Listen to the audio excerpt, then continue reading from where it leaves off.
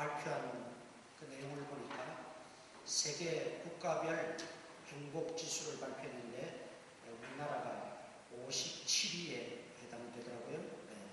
행복지수, 그 국민들이 얼마나 행복감을 느끼고 살아가는가, 거기에 대한 지수를 발표하는 것이죠. 이걸 이제 우리 신앙생활에 한번 적용을 해볼 수 있다고 봅니다. 믿음 지수 내지는 신앙 지수, 이렇게 표현을 할 수 있을 것 같습니다. 행복 지수든 물가 지수든 그 지수를 표시하는 어떤 룰이나 기준이 분명히 있겠지요. 그럼 신앙 지수를 판정할 때 그 기준은 과연 무엇으로 삼을 것인가, 이런 문제가 대두될 수가 있습니다. 신앙지수의 판정 기준은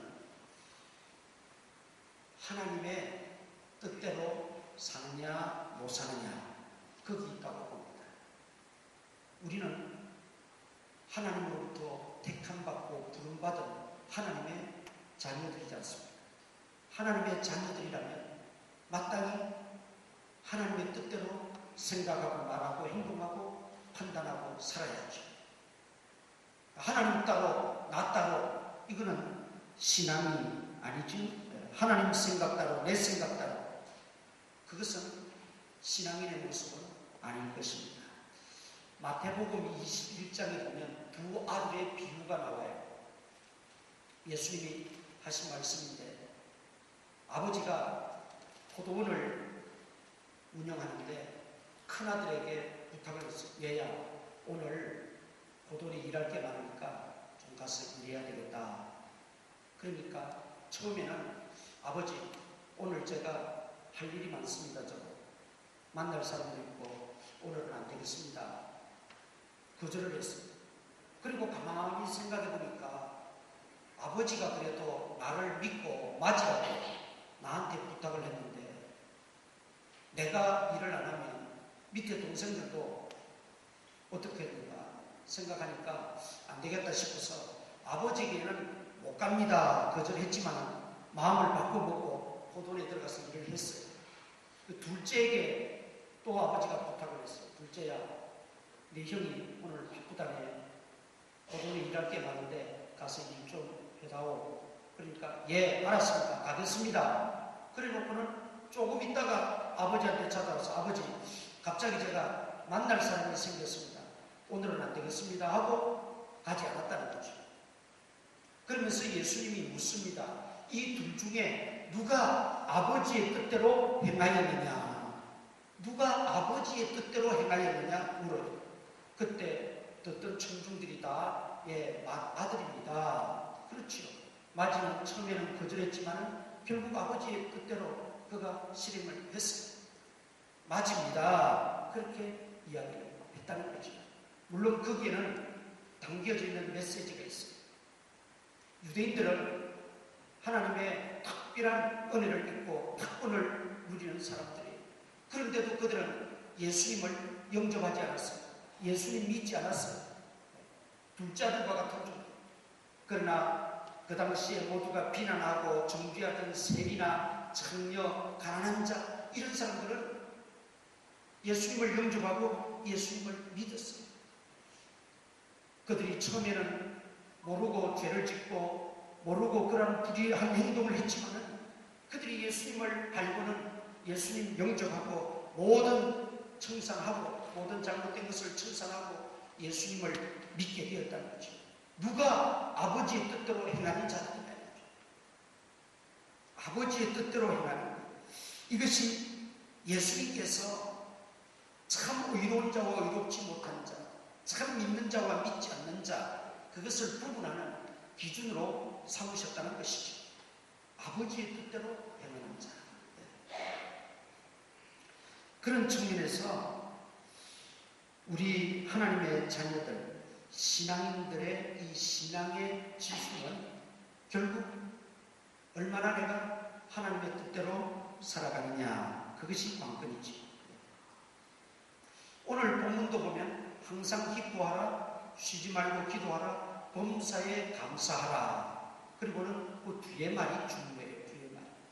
우리는 외우기도 쉽고 너무 또 좋은 말이니까 그 앞에 세 가지만 우리는 늘 암송하고 기억할지 모릅니다. 그러나 그 뒤에 정말 중요한 부분을 빠뜨리면 앞에 세 가지가 의미가 없습니다.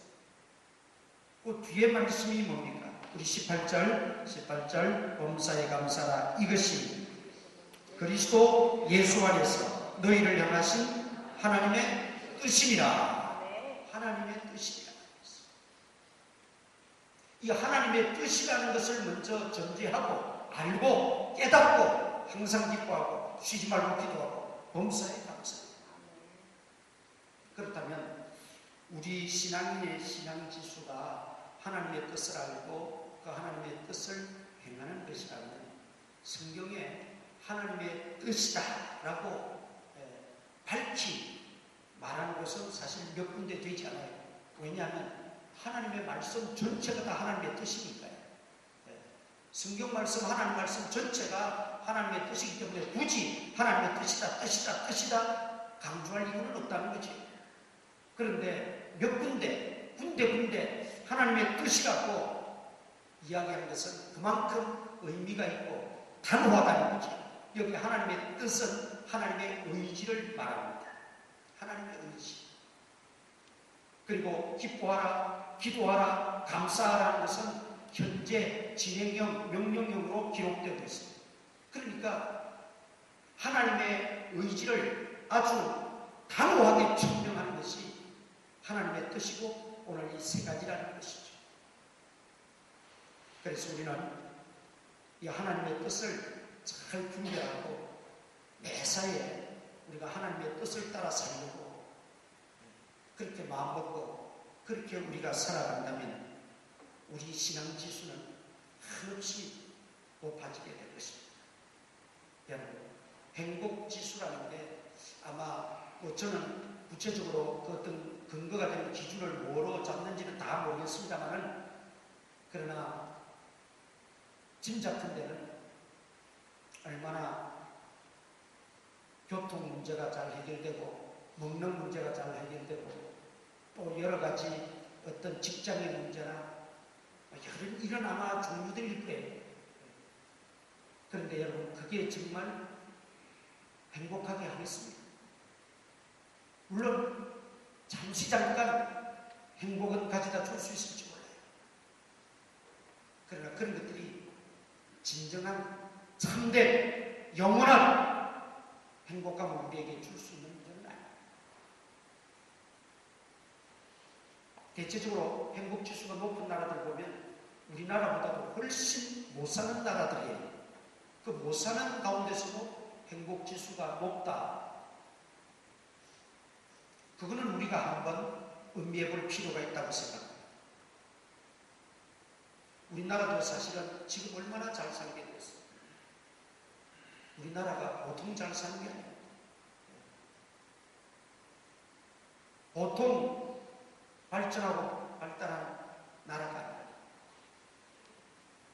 그런데 과거에 우리가 어렵게 살고 좀 힘들게 살고 불편하게 살고 할 그 당시의 행복감과 지금의 행복감을 비교해보면 오히려 지금이 떨어지고 있다는 거죠. 잘 살게 됐는데 다 편리하게 주어졌는데 부족한 게 없는데 왜 그럴까요? 그러니까 행복지수를 따지는 어떤 물질적이고 형세적이고 형상적인 것은 그 순간이지 이게 오래가지는 못하고 지속적이지 못하고 진정한 참된 행복을 줄 수 있는 것은 아니라는 거죠. 과거에 비하면 우리가 훨씬 잘 살고 편리해졌고 부족한 것 없으면 행복지수가 뛰어올라야죠. 더 높아져야죠. 그런데 오히려 그렇지 못하다고 하는 것은 우리에게 분명한 어떤 메시지를 주고 있을 것입니다. 그러나 여러분, 우리가 신앙인으로서 하나님의 자녀로서 주님 안에서 하나님의 뜻을 바로 알고 하나님의 뜻을 행하고 하나님 뜻 안에서 우리가 살아가게 되면 진정한 행복지수도 높아질 줄 믿습니다. 이게 진짜 행복이라는 거예요. 이게 진짜. 그래서 이 신앙지수는 행복지수와 비례합니다. 우리가 믿음 없는 사람들을 두고 말하는 것은 아니에요. 우리 성도들, 하나님의 자녀들, 그 신앙지수와 행복지수는 분명 비례할 수밖에 없다. 그렇다면 오늘 이제 본문에 하나님의 뜻, 하나님의 의지,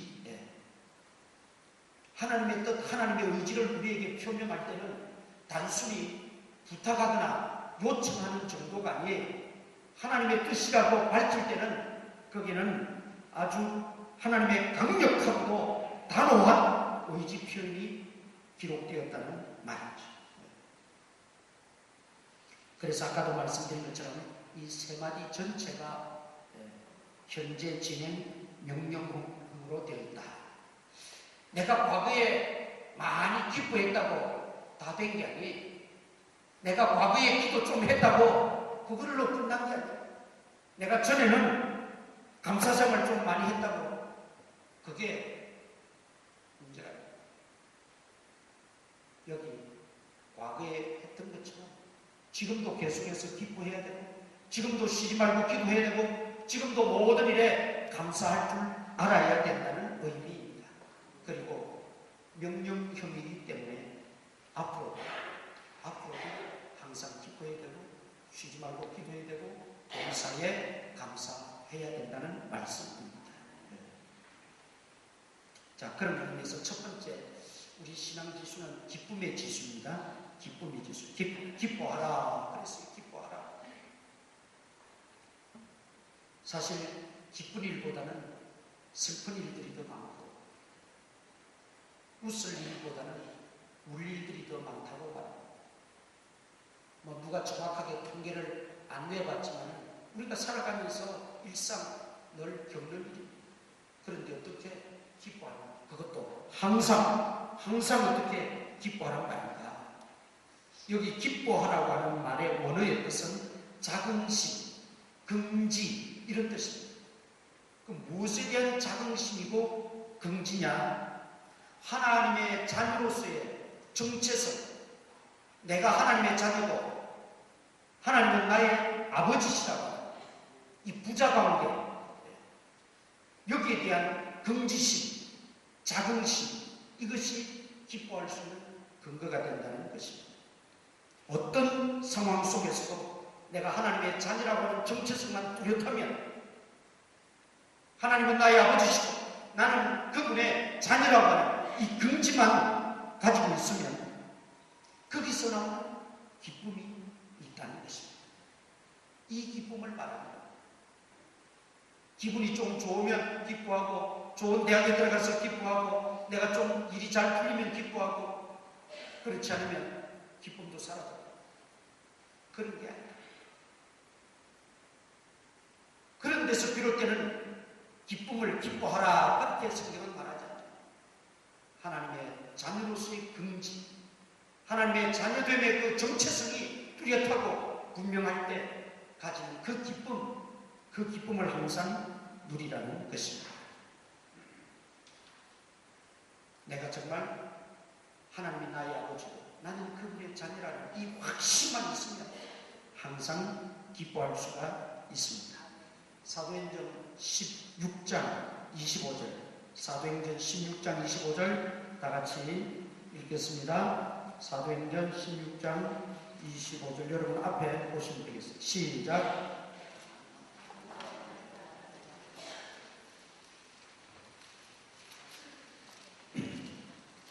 사도행전 16장 25절 여러분 앞에 나올 겁니다만 다 같이 읽겠습니다. 시작. 한밤중에 바울과 실라가 기도하고 하나님을 찬송하며 죄수들이 듣더라. 자, 한밤중에 바울과 실라가 기도하고 하나님을 찬송하며 죄수들이 듣더라 하는 걸 보니까, 죄수들이 들었다는 것을 보니까 바울과 실라가 지금 어디에 있다는 겁니까? 감옥에 있다는 겁니다. 감옥에. 왜 감옥에 갇혔느냐? 복음 전하다가 유대인들의 핍박을 받았어요. 미움을 받았어요. 감옥에 갇혔어요. 감옥에 갇혀서도 고문을 받고 매를 맞았다. 유대인들 개념에서 매를 한 번 맞았다는 것은 기본이 40대입니다. 40대. 그런데 40대 이상은 때리지 못하도록 규정을 해놨어요. 그거는 사람이 죽을 수도 있습니다. 그러니까 혹시 모르니까 39대를 때립니다. 39대를 권장을 때립니다. 그 40에 하나 강한 매를 사도 바울은 몇 번 맞았다고 했어요? 5번이나 맞았다고 했어요. 복음 전하다가 자기 잘못이 아니에요. 복음을 전하다가 유대인들의 미움을 받아서 감옥에 갇히고 매를 맞고 지금 감옥에 그 차디찬 감옥에 던져졌어요. 그런데 그 감옥에서 한밤중에 바울과 실라가 기도하고 하나님을 찬송하며 죄수들이 뒀더라. 여러분, 이게 참 쉬운 말은 아니죠. 그런 상황 속에서도 기도하고 찬송했다는 것은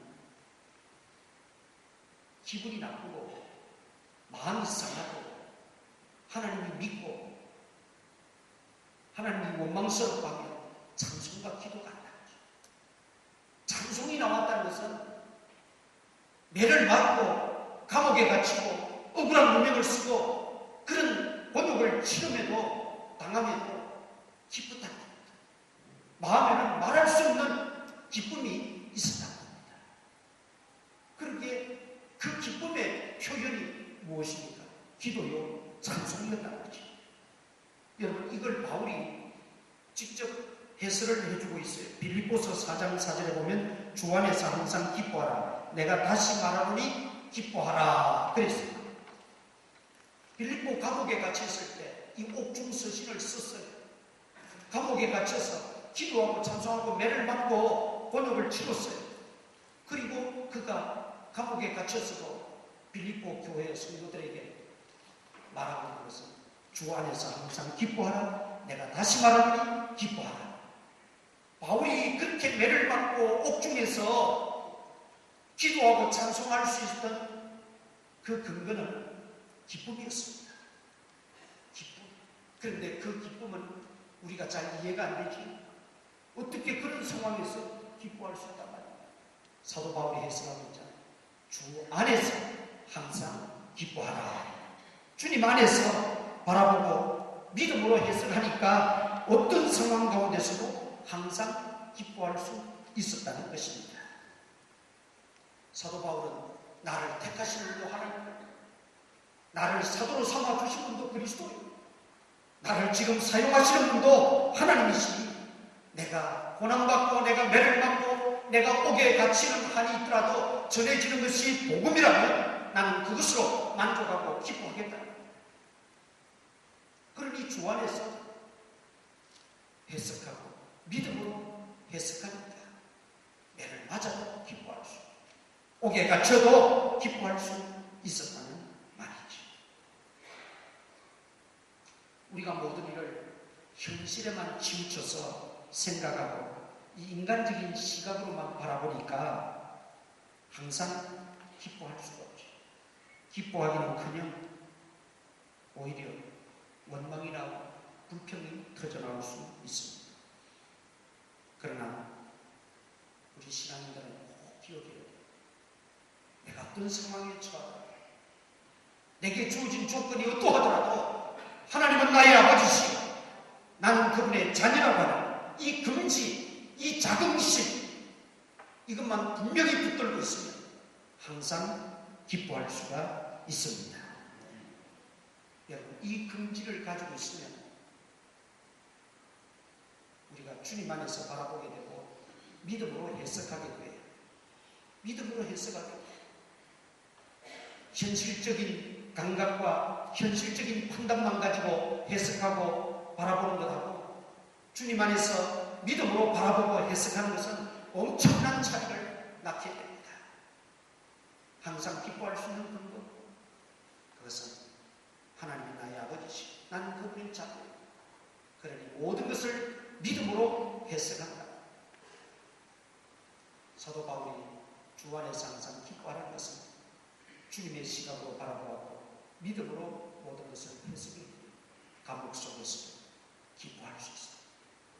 매를 맞아도 기뻐할 수 있어요. 이제 우리 제물포교회 성도님들 기뻐하는 기준이 바뀌시고 참 기쁨의 지수가 높아지기를 축원합니다. 두 번째는 쉬지 말고 기도하라 그랬어요. 기도 지수입니다. 우리 신앙 지수 두 번째는 기도 지수입니다. 사무엘 선지자는 나는 기도 쉬는 죄를 결단코 범하지 아니하리라 그랬습니다. 기도 쉬는 것을 죄라고 그렇게 단정을 내렸습니다. 그리고 오늘 사도 바울은 뭐라고 말합니까? 쉬지 말고 기도하라 그렇게 우리에게 말씀하고 있습니다. 신앙의 거장인 두 분 모두 신앙인들에게 있어서 기도 지수가 얼마나 중요한가를 우리에게 말씀하고 있는 것입니다. 그렇게 우리 예수님께서도 기도하실 때 어떻게 기도하셨어요? 아버지여 내 뜻대로 마옵시고 아버지의 뜻대로 되기를 원하나이다. 하나님의 뜻을 따라 쉬지 않고 기도했습니다. 여기 쉬지 말고 기도하라고 하는 것은 365일 하루 24시간 기도만 하라는 말보다는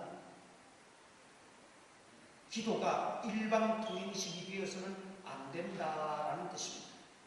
사람 간에도 대화를 하면서 자기 말만 계속하고 남 이야기할 틈도 주지 않고 남의 이야기도 듣지 않으면 상대해 주지 않습니다.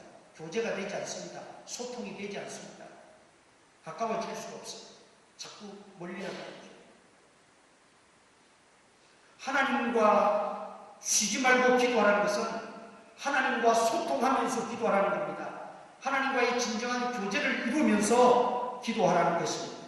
우리가 기도하는 것 중에 자칫 범하기 쉬운 것이 일방통행식 기도입니다. 일방통행식 기도.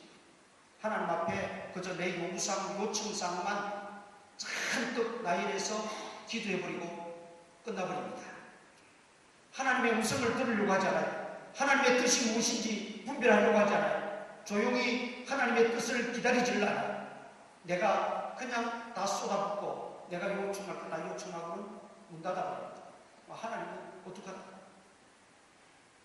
어떻게 하나님이 일을 하시나요? 쉬지 말고 기도하라는 것은 어떤 시간적 개념 그것도 중요하지만은 그것보다도 하나님과의 소통, 하나님과 교제하면서 기도하라는 의미입니다. 여러분, 하나님과 소통이 이루어지고 하나님과의 교제가 이루어지면 기도가 어려운 작업이 아닙니다. 정말 기쁜 일입니다. 정말 기쁜 일이죠. 근데 기도가 아직 힘들고 어렵다는 것은 그 기도를 오해하고 있기 때문에 여러분, 피조물인 우리에게 하나님이 교제할 수 있는 은혜를 주시고 특권을 주셨다는 게 얼마나 감사하고 귀한 일이에요. 사람끼리도 서로 친하고 싶은 사람 친하면 기분이 좋고, 그런데 전능하신 하나님이 우리 피조물과 서로 교제할 수 있는 그 길을 열어주시고 소통할 수 있는 은총을 주셨다는 게 얼마나 감사하고 귀한 일이에요. 그걸 우리가 누리면서 하나님과 교통하고 교제하고 소통하면서 기도할 때 거기에 진정한 기쁨이 있고 기도라고 하는 것이 힘들고 어려운 일만은 아니라는 걸 느끼게 된다 이 말이죠. 그래서 우리가 늘 기도하는 것은 또 쉬지 말고 기도해야 될 것은 하나님과의 교제 때문입니다. 먼저는 하나님과의 교제와 하나님과의 소통 때문에 하나님과 진정으로 소통이 되고 하나님과 진정한 교제가 이루어지면 심지어 내가 기도하지 않아도 생각만 했는데도 하나님이 툭툭 이루어 주십니다. 내가 그리 애달게 구하지 않았어. 생각만 하고 있는데 하나님이 응답해 주시다. 왜? 하나님과의 소통, 하나님과의 교제가 이루어집니다. 여러분, 얼마나 기쁨이고 얼마나 이게 쉽습니까? 요한복음 16장 24절, 요한복음 16장 24절 여러분 앞에 보시기 바랍니다. 다 같이 읽겠습니다. 시작.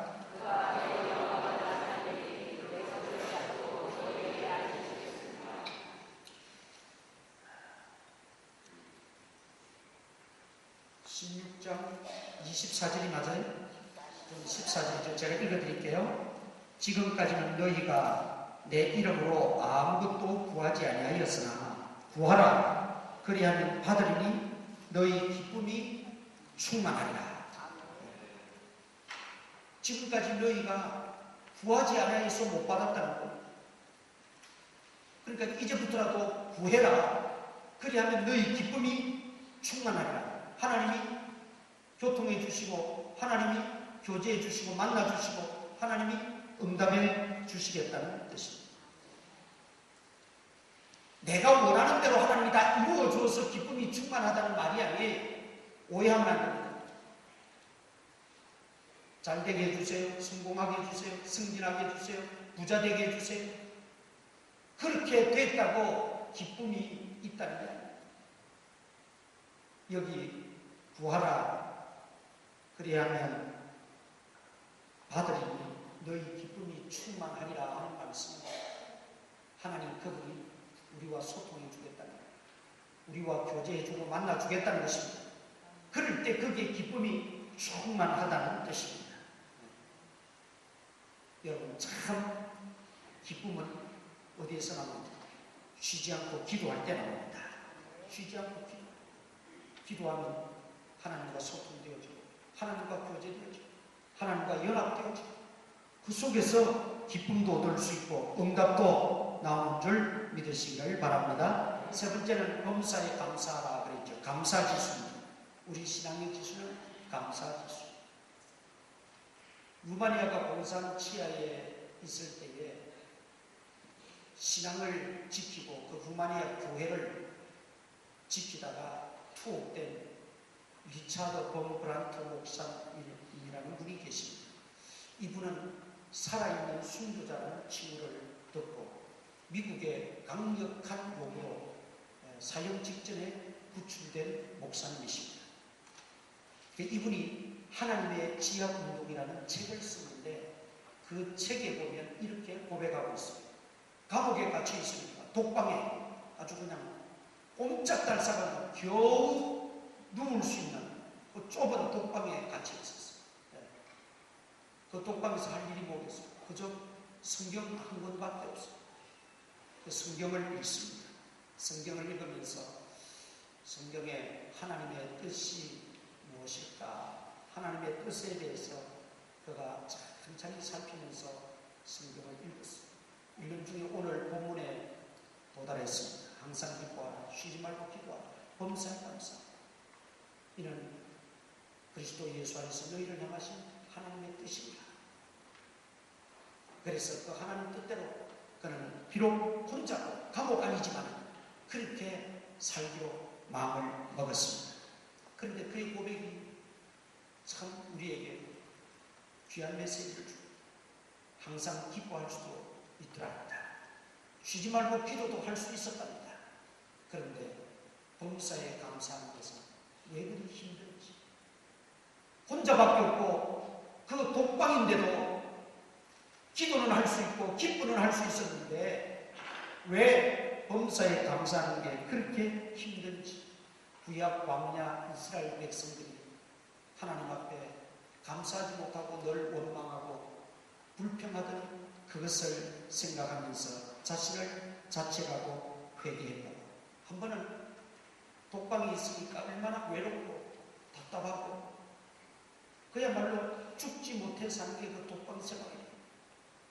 그런데 한 번은 간수가 와서 며칠 뒤면 다른 방으로 사람들 여럿이 있는데 이제 옮겨준다 그러더래요. 그래서 잔뜩 기대를 가지고 있었다.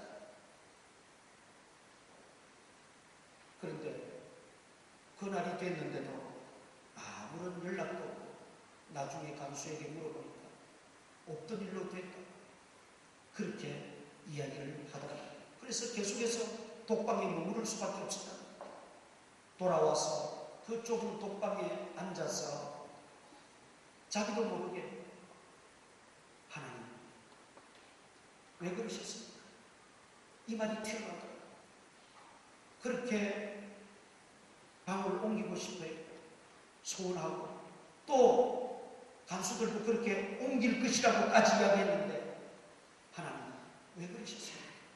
이 말이 튀어나와. 자꾸 그러면서 그 순간에도 내가 하나님의 뜻을 바라보고 감사했어야 마땅한데 내가 하나님 뜻대로 산다고 하면서 감사하지 못합니다.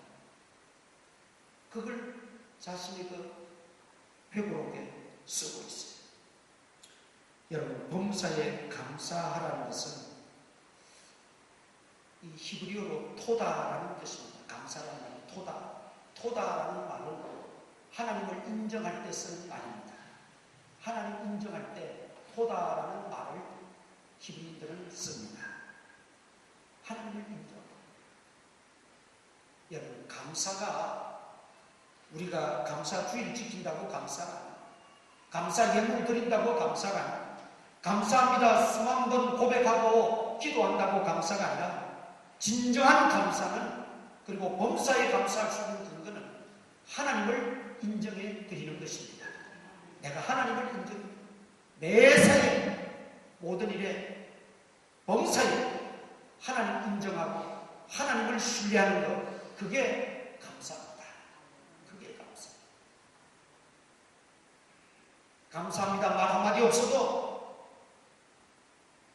정말 내 생애 속에, 내 생활 속에 매사에 하나님을 인정하고 하나님을 신뢰하는 그것이 있다면 그것은 범사에 감사하는 삶입니다. 잠언 3장 5절 6절 읽겠습니다. 다같이 앞에 보시고 잠언 3장 5절 6절 읽습니다. 시작. 너는 마음을 다하여 여호와를 신뢰하고 내 명철을 의지하지 말라. 너는 범사에 그를 인정하라. 그리하면 내 길을 지도하시리라. 하나님을 인정하고 신뢰하는 것, 그게 신앙의 지수가 되고 그게 진정한 감사라는 것입니다. 지금은 어렵지만 하나님 인정하고 하나님 신뢰하는 것이 감사합니다. 당장의 기도에 응답이 없지만 하나님을 신뢰하는 그 믿음의 끈을 놓지 않는 것이 감사합니다. 수백 번 감사합니다, 감사합니다 말하고 감사함 드리고 감사함을 드린다 할지라도 근원적으로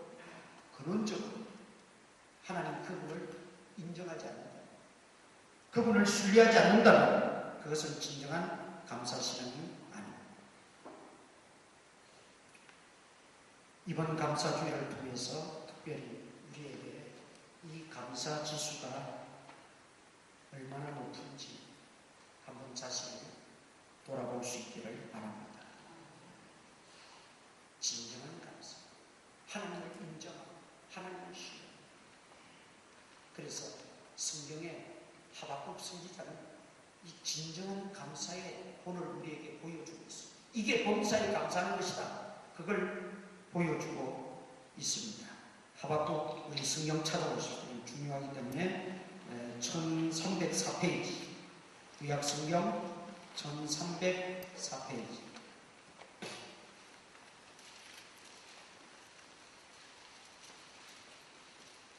하박국 3장 17절.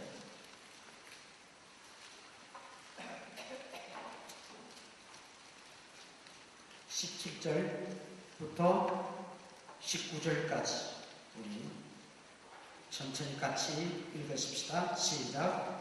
비록 무화과 나무가 무성하지 못하며 포도나무에 열매가 없으며 감람나무에 소출이 없으며 밭에 먹을 것이 없으며 우리의 양이 없으며 외양간에 소가 없을지라도 나는 여호와로 말미암아 즐거워하며 나의 구원의 하나님으로 말미암아 기뻐하리라. 주 여호와는 나의 힘이시라. 나의 발을 사슴과 같게 하사 나를 나의 높은 곳으로 다니게 하시리로다. 아멘. 이게 진정으로 범사에 감사하는, 감사 지수가 높은 신앙인의 모습. 아무것도 없어요. 되는 일이 없어도, 소출이 없어도, 내 뜻대로 안 돼도, 기도 응답이 당장 없어도, 먹을 게 당장 없어 굶어 죽는 지경에 이럴지라도 나는 여호와로 말미암아 즐거워하며 구원의 하나님으로 말미암아 기뻐합니다.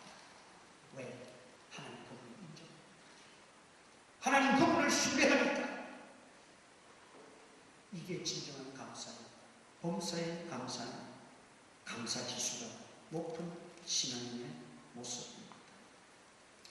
여러분, 여러분의 삶 속에서 얼마나 하나님을 인정하는 사실입니다. 때때로 여러분의 명칭을 의지하지 않습니까?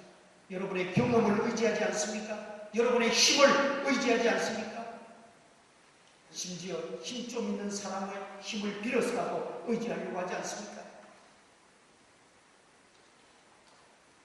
그러나 여러분, 그때라도 하나님을 인정하십시오. 하나님을 신뢰하십시오. 하나님께 맡기십시오. 그것이 범사에 감사하는 사람, 그리고 그 감사하는 사람, 정말 범사에 감사하는 사람, 하나님 분명 감사할 거리를 더욱더 넘쳐나게 해 주실 줄 믿습니다.